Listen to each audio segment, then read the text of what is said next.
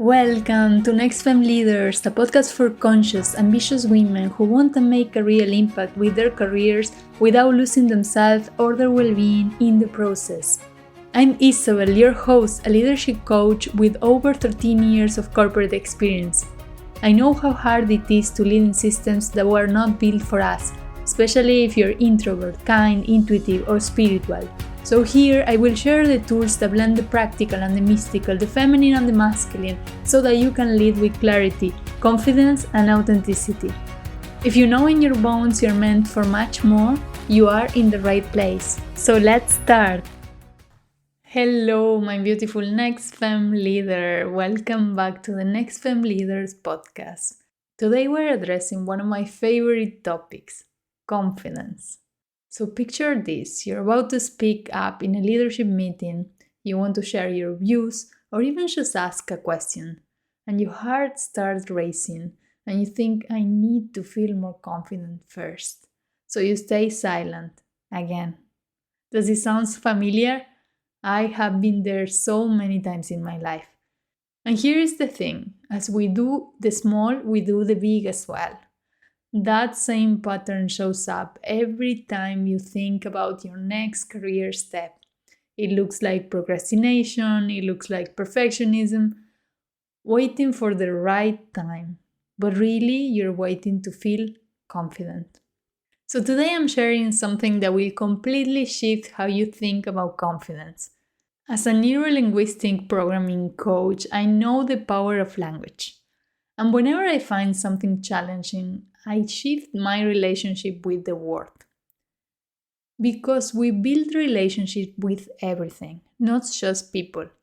We have relationship with concepts, with ideas, with possibilities. So today I'm going to give you a definition of confidence that will change how you show up for the next level. And it has nothing to do with feeling certain or ready. And believe me, you might not be expecting the insights in this episode. This is one of those things that once you see it, you can't unsee it. So you really don't want to miss this one. And I will start with what we get wrong about confidence. So confidence is one of the biggest forces in life. We all can remember a moment when we had so much confidence that we turned the odds in our favor. And at the same time, we all can mention at least one thing in our career right now that we're not daring to do because we think we don't have confidence. Many of us has built confidence with an ego approach based on external validation and achievements. And the more we evolve into our next level, the more conscious that we become. And as I always say, good days for the soul are terrible days for the ego. Confidence will be shaken when you're stepping into a new identity, no matter what level that is. So let's start with what we get wrong about confidence. First, we think this is only a challenge when we are starting out or young. This is completely wrong. We think confidence equals to feeling certain, fearless, or 100% ready. We wait to build confidence before taking action. We think if there is fear of self-doubt, it means we're doing something wrong. And the corporate trap for women specifically is that many times our perfectionism or our hyperachiever behaviors have been rewarded. So we tell ourselves, if I do it, I want to do it well, which make us never actually start. Have you told yourself that? The thing is, we have it all wrong. And we enter into a loop where it's impossible to get out.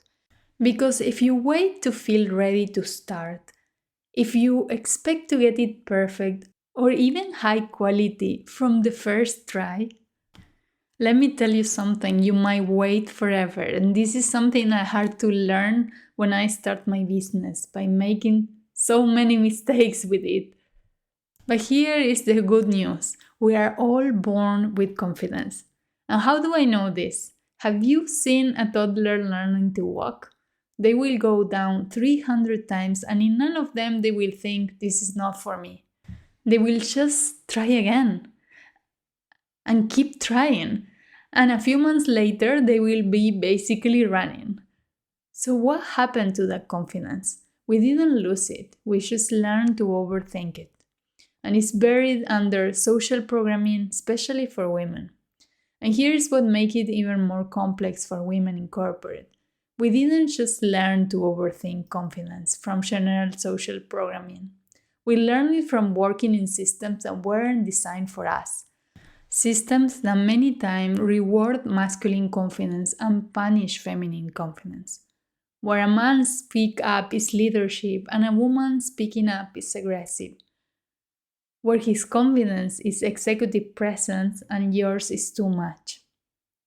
So when I talk about rebuilding confidence, I'm not asking you to just be more confident in a system that penalizes that. What I'm asking you to build is a different kind of confidence, one that is grounded in who you are, not who the system rewards. So what's a better definition for confidence? And I love Mel Robbins' definition of confidence as simply the willingness to try.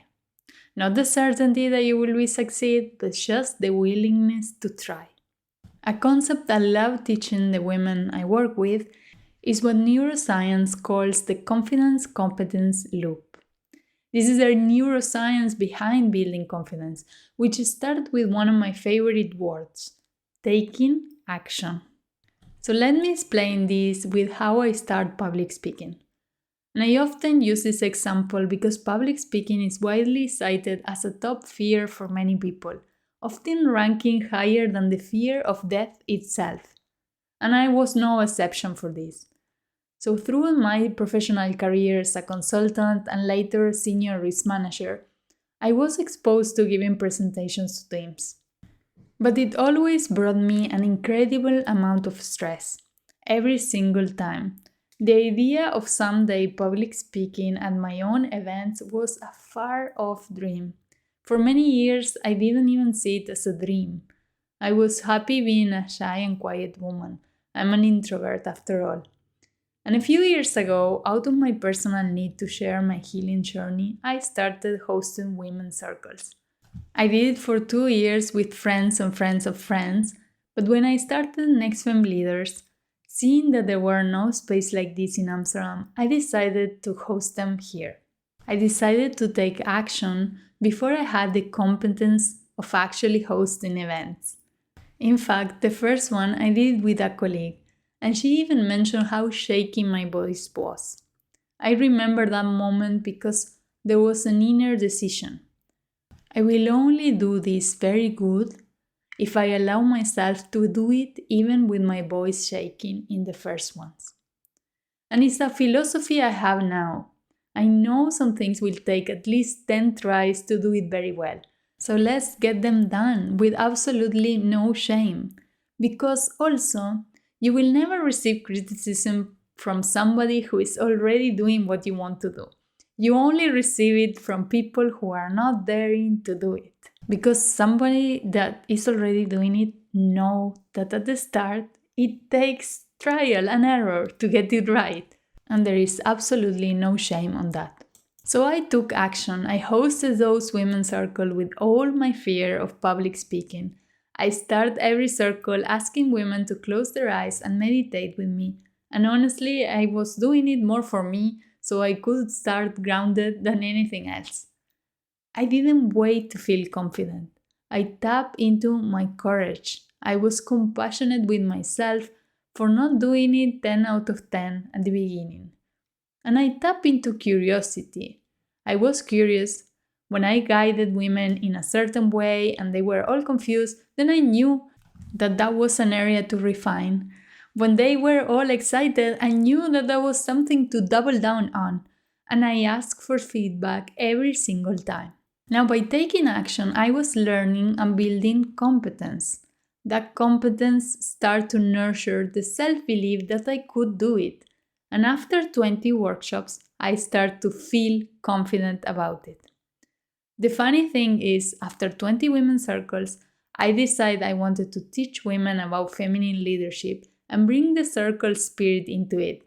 So I started giving workshops. And even though now there were no closed eyes, no women sitting on mats, I was confident because I had built trust in myself that I could handle it. So true confidence begins the moment you are willing to try. The word confidence actually comes from the Latin confidere, which means with trust. So true confidence is based on trust. Trust in yourself to handle whatever it comes. Trust that you can learn. Trust that you can figure it out along the way. When I coach women through our leadership coaching program, Becoming Her, what we start noticing midway through is not that fear disappears or self-doubt is gone, but that they are acting more. As one of the women said, there is less internal motion and more external action. They have a clear direction on what they are building, who they want to be, and they take daily steps toward that. And why does this matter? Because identity shifts are built by consistent small shifts. So 1 year of doing that and you are a different version of yourself. Me, after a year of hosting circles every month, after collecting feedback from many participants, after trying different things and after just learning with each one, I shift my identity from I would never public speak to I'm a public speaker. And I'm continuously giving workshops on female leadership since then. So if there is something in your career where you have noticed yourself holding yourself back, what you need is the willingness to try. There are 3 concepts I love in this willingness to try, which I call my confidence formula: courage, compassion, and curiosity. So let's start with courage. When do we tap into courage? We tap into courage when our vision is bigger than our fears. This is something I have seen working one-on-one with women. Many of us don't lack courage. What we are lacking is clarity. And sometimes it's even the permission, because we know what we want, but we don't even admit it to ourselves that we want it. When we get clarity on what we want, when we allow ourselves to listen to that calling, and we allow it to get bigger than our fears, action comes naturally. For me, it was a calling to work with women, to build these spaces that made me decide to go even with my voice shaking. The same calling last year took me to even start this podcast, also with my voice shaking. You can go now to the first episode and hear how different my voice sounds. My message is still the same, because that was my calling, but recording was something new, not natural at all, so it took many episodes to get comfortable with it. I think even 10. And if you're telling yourself, what if I fail? This question is coming from your ego, because your soul knows when you are answering a calling, there is not such a thing as fail. There is only feedback that will show you the way to where you need to go. And that's our second element, compassion. The definition of compassion comes from the Latin word meaning to be company in the suffering. We have an entire episode of self-compassion, episode number 11, The Secret for Progress. This is also one of the key changes in my journey and in the women who work with me through Becoming Her. When you start to treat yourself like your best friend would treat you, you just become unstoppable. Because after that first circle, with my voice half shaking, I didn't say, "Oh my god, Isa, how useless you are that you couldn't even speak." I told myself, "Isa, how great what you did today.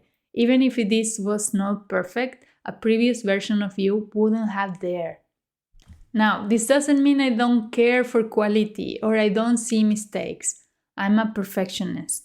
I have a really good eye to detail and I'm a smart person. So I see every single imperfection or detail that didn't go as planned. But what has changed with time is that I take notes of that so I can improve it, but I still don't allow it to stop me from doing things or from celebrating them. Because look, if I had given more importance to my voice shaking 3 years ago, we wouldn't be here today. And there is nothing that makes me happier than being of service to the world with my gifts. So I would have just stopped myself from doing that and from feeling this great joy. of all this working we're doing together. So the last element is curiosity. I allow myself to learn.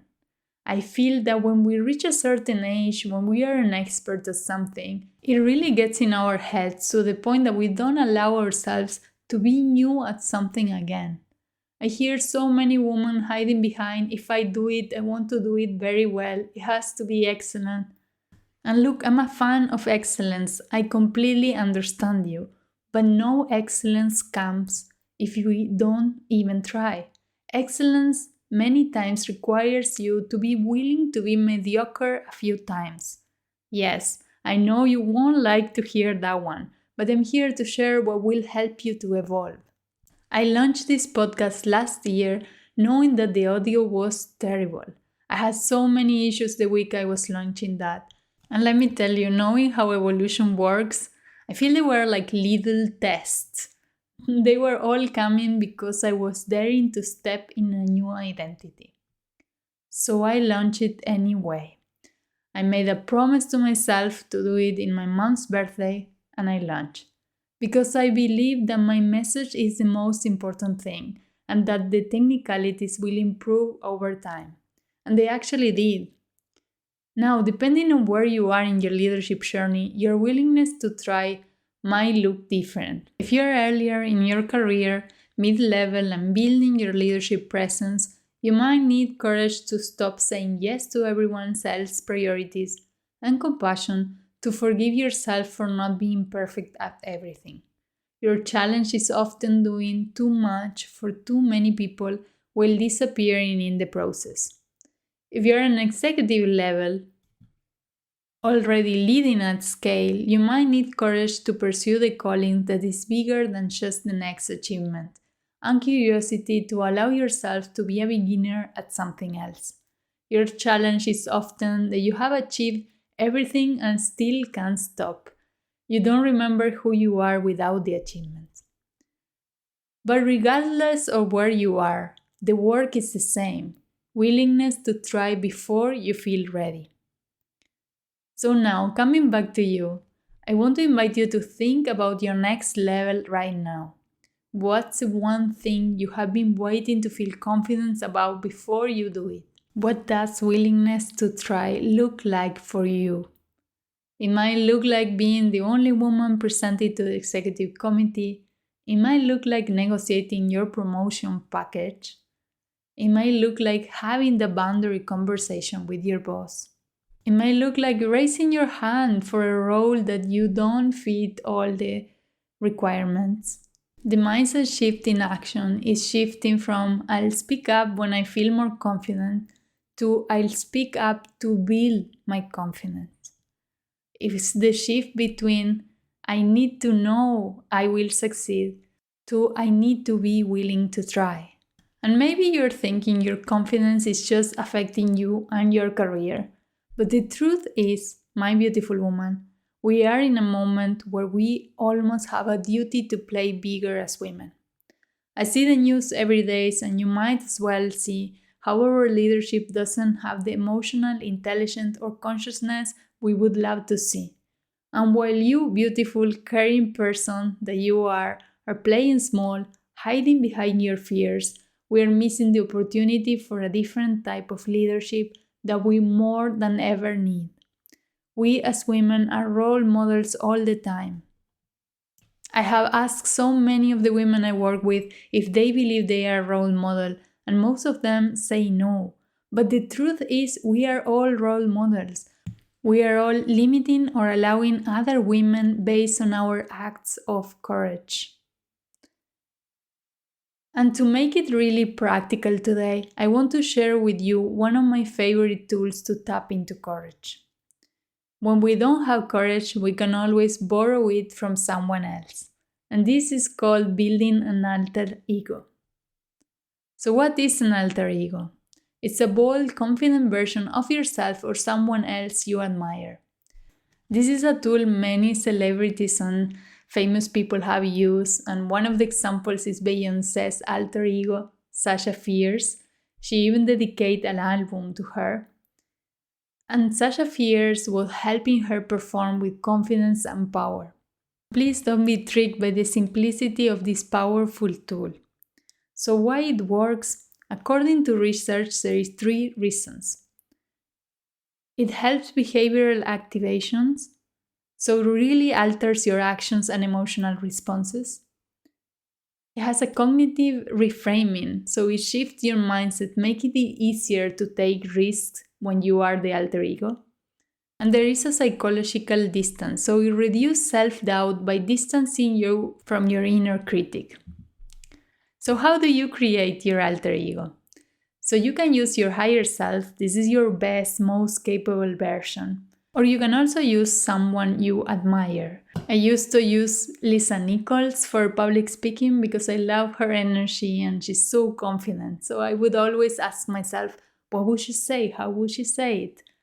So once you chose it, you will name them and you will start thinking what are their key traits. Are they bold, decisive, fearless? How do they approach challenges? How do they stand, speak, and act with confidence? And as I said, I used to use Lisa Nichols.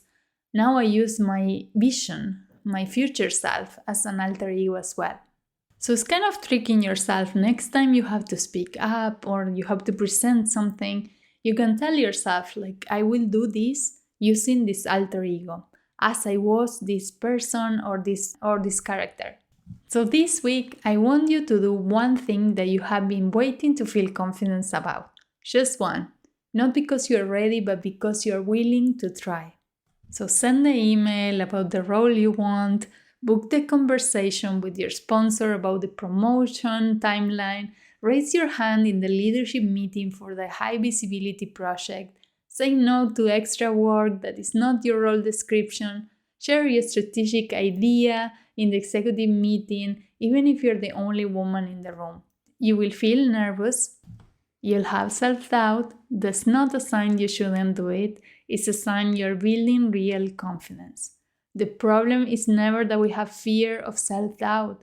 The only problem is that when we stop acting because of it, when we allow these feelings to take the drive in the decisions of our careers.